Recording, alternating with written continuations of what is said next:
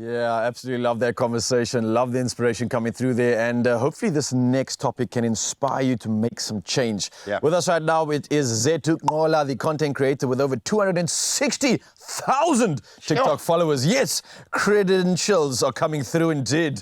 Join us in the studio to delve into why we should be voting in the upcoming general elections taking place, if you haven't heard, on the 29th of May 2024. And also remembering that 2024 marks 30 years of South Africa's democracy. Where are we now? Good morning, you beautiful soul. How are you doing? Morning, I'm good. How are She you doesn't guys even doing? dance on TikTok, eh? I don't.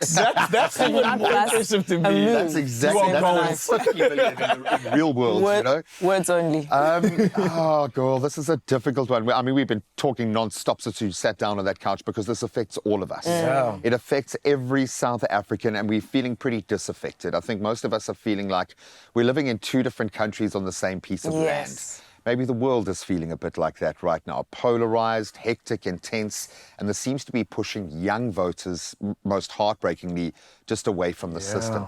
So how are you feeling in your heart of hearts about elections on the 29th of May? I'm excited. I'm excited to have the opportunity to vote again, to change my circumstance. I mean, we have to be realistic about what the outcome might be, but there are so many new registered voters this year. It means people are waking up, they're becoming more informed.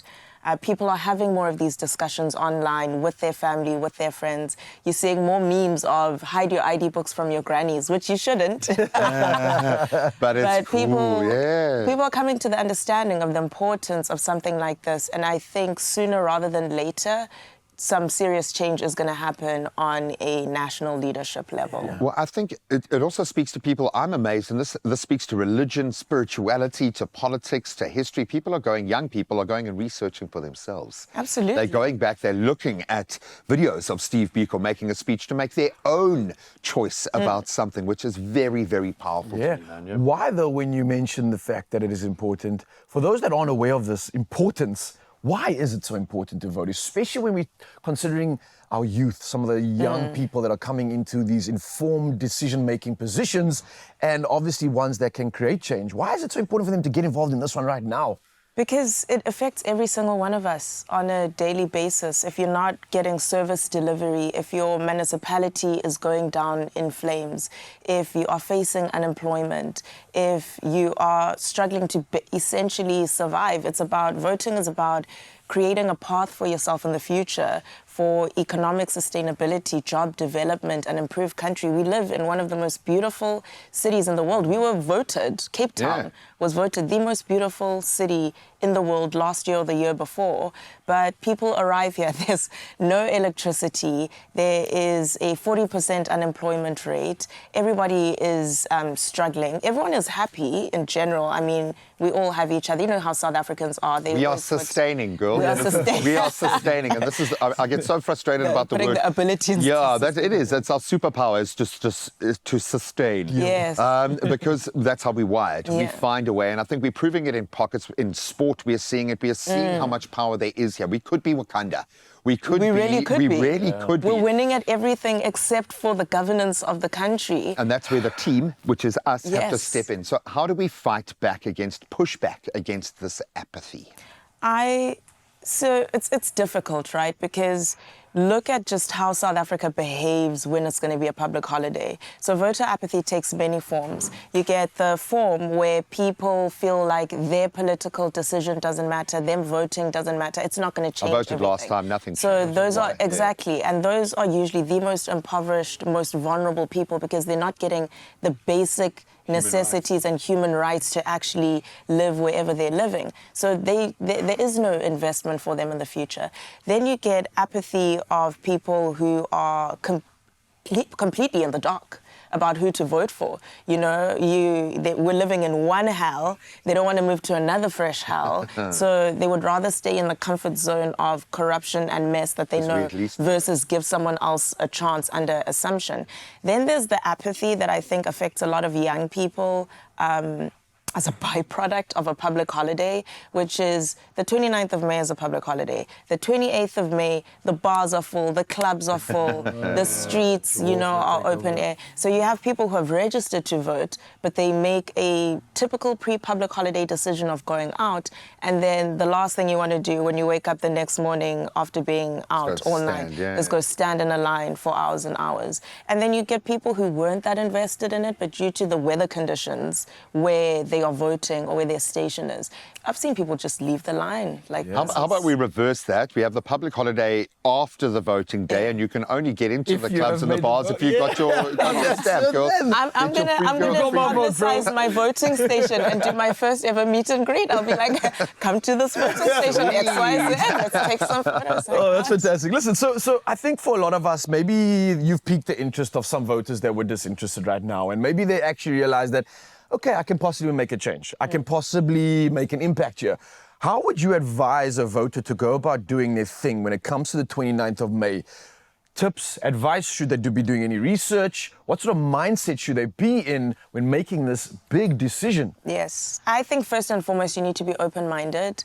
You need to do your research. You can go on the IEC website to find out more about how the electoral process works. Okay. There's a free learning tool called Future Elect that's done by a nonprofit. And that's basically a website that has 6 courses on how everything that's important to know works. And it's like 2 minutes to read per course. How does government work? How is the president elected? Why do politicians take each other to court so often? So topics like that.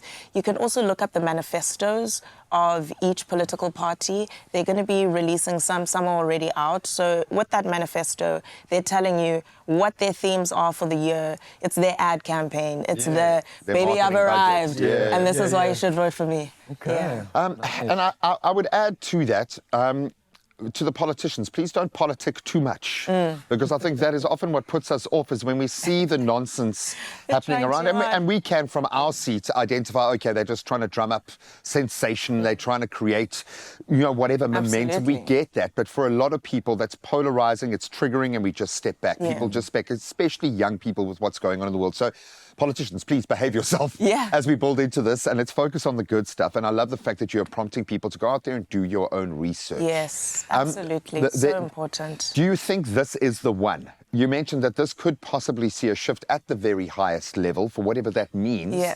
Is this going to be the election that takes us into this future that we are all still kind of holding up as our true north? This is not the one. Unfortunately, but it is the most important one ever. We have 2 million more registered voters. It's not much, but 2 million is a lot more people than before.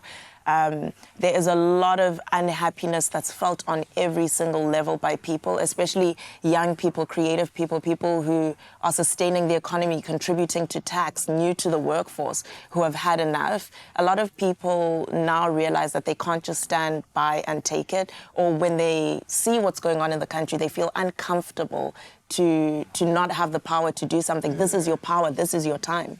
And it's gonna make the ANC uncomfortable. I think this is going to be the first time where they truly feel it where it hurts, that they have lost everyone beyond just the conversation online. Unfortunately, the young people like 18 to 29 are the ones with the power to unseat the ANC. There are 14 million young, unregistered, eligible voters, and they literally have the power to unseat the ANC. And the important thing is to just go and vote, Even if you are 5 minutes before signing that ballot, that's when you make the decision. As long as you're not voting for our current common enemy, for sure. It's a very important one. It's not the one, but this is the one that sets the groundwork for the next one, which might be the one. I think most importantly, think of it as a service to others. You're not voting for yourself. So there are 2 things. If you want to complain about anything in this country, you got to vote. That's the bottom line. But think of your vote as what you are doing for the person below you, the person on that ladder climbing up that is going to emerge into this space. You have a responsibility to leave it in a better state than you found it. That's the bottom line.